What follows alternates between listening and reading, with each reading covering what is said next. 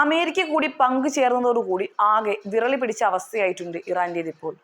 ഓരോ ദിവസം കൂടുന്തോറും അത് കൂടുകയല്ലാതെ കുറയുന്നില്ല എന്ന് വേണം പറയാൻ. യുദ്ധമുറുകുമ്പോൾ ഇന്ത്യക്ക് കൂടി തിരിച്ചടി ഉണ്ടാവുന്ന കാര്യങ്ങളാണ് ഇറാന്റെ ഭാഗത്തു നിന്നും ഉണ്ടാവുന്നത്. അതെ, ലോകം മുഴുവൻ ഭയന്ന നിർണായക തീരുമാനവുമായി മുന്നോട്ടു പോകാൻ ഒരുങ്ങുകയാണ് ഇറാൻ. ലോകത്തിലെ തന്നെ തന്ത്രപ്രധാനമായ ഊർജ വിതരണ പാതയായ ഹോർമുസ് കടലിടുക്ക് അടയ്ക്കാനാണ് ഇറാന്റെ നീക്കം. ഇത് സംബന്ധിച്ച തീരുമാനത്തിന് ഇറാൻ പാർലമെന്റ് അംഗീകാരം നൽകി കഴിഞ്ഞു.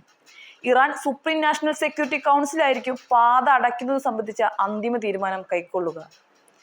ഇന്ത്യയെ സംബന്ധിച്ച് ഹോർമുസ് കടലിടുക്ക് വളരെയേറെ പ്രധാനപ്പെട്ട ജലപാതയാണ്. കാരണം ഇന്ത്യയുടെ പ്രതിനിധ ക്രൂഡ് ഓയിൽ ഇറക്കുമതിയായ 5.5 ദശലക്ഷം ബാരലിൽ ഏകദേശം 2 ദശലക്ഷം ബാരൽ ഹോർമുസ് കടലിടുക്ക് വഴിയാണ് ഇറക്കുമതി ചെയ്യുന്നത്. എന്നാൽ ചെറിയൊരു ആശ്വാസമുള്ളത് ഇറാൻ കടലിടുക്ക് അടച്ചാലും ഇന്ത്യയെ അത് അത്ര കണ്ട് ബാധിക്കില്ല എന്ന് തന്നെയാണ്. അതിന് പ്രധാന കാരണം ഇന്ത്യ തങ്ങളുടെ ഇറക്കുമതി ഉറവിടങ്ങൾ വൈവിധ്യവൽക്കരിച്ചതാണ്. Iraq, Saudi Arabia, UAE, Kuwait തുടങ്ങിയ പശ്ചിമേഷ്യ രാജ്യങ്ങളിൽ നിന്നാണ് ഇന്ത്യയുടെ ആവശ്യത്തിന്റെ 40% ഇറക്കുമതി ചെയ്യുന്നത്. ഈ രാജ്യങ്ങൾ ഹോർമുസ് കടലിടുക്ക് വഴിയാണ് എണ്ണ കയറ്റി അയക്കുന്നതും. അതൊരു തിരിച്ചടിയാണെങ്കിലും നിലവിൽ റഷ്യയിൽ നിന്നാണ് ഇന്ത്യ ഏറ്റവും കൂടുതൽ എണ്ണ ഇറക്കുമതി ചെയ്യുന്നത്. യുക്രൈൻ സംഘർഷത്തിന് പിന്നാലെ US ഉൾപ്പെടെയുള്ള രാജ്യങ്ങളുടെ ഉപരോധം ശക്തമായതോടുകൂടി റഷ്യ ഇന്ത്യക്ക് വിലക്കുറവിൽ എണ്ണ വിതരണം ചെയ്തു തുടങ്ങിയിരുന്നു. ഇതാണ് ഇപ്പോൾ ഇന്ത്യക്ക് അനുഗ്രഹമായത്. ജൂണിൽ മാത്രം 2 മുതൽ 2.2 ദശലക്ഷം ബാരൽ ക്രൂഡ് ഓയിലാണ് ഇന്ത്യ ഇറക്കുമതി ചെയ്തത്. കഴിഞ്ഞ 2 വർഷത്തിനിടെ ഏറ്റവും ഉയർന്ന കണക്കാണിത്. മാത്രമല്ല Iraq, Saudi Arabia, UAE, Kuwait എന്നിവിടങ്ങളിൽ നിന്നും വാങ്ങുന്ന ഏകദേശം 2 ദശലക്ഷം ബാരലിനേക്കാൾ കൂടുതലുമാണിത്. മാത്രമല്ല അമേരിക്കയിൽ നിന്നുള്ള ഇറക്കുമതിയും കുത്തനെ ഉയർന്നിട്ടുണ്ട്. ജൂണിൽ 4,39,000 BPD ആണ് ഇന്ത്യ ഇറക്കുമതി ചെയ്തിട്ടുള്ളത്. മെയ് മാസത്തിൽ ഇത് 2,80,000 BPD ആയിരുന്നു.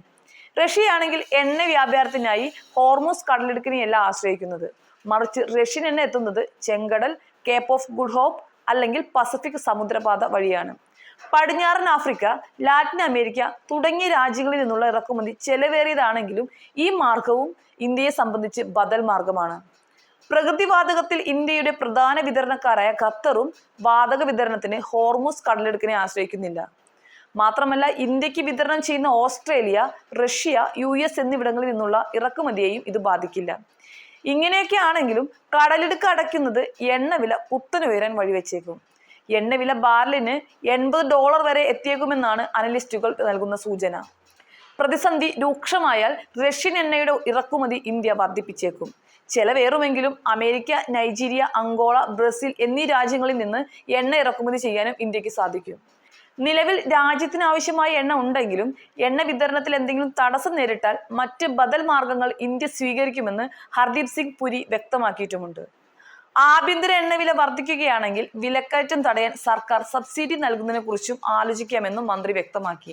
എണ്ണവില കൂടുമ്പോൾ സ്വാഭാവികമായും സാധനങ്ങളുടെ വിലയും കൂടും. അതോടുകൂടി എല്ലാ രാജ്യങ്ങളും കൂടി ഇറാനുമേൽ കൂടുതൽ സമ്മർദ്ദം ചെലുത്തും. ഈ അവസ്ഥ ഇറാൻ എങ്ങനെ അതിജീവിക്കുമെന്നാണ് ഇപ്പോൾ സംശയം.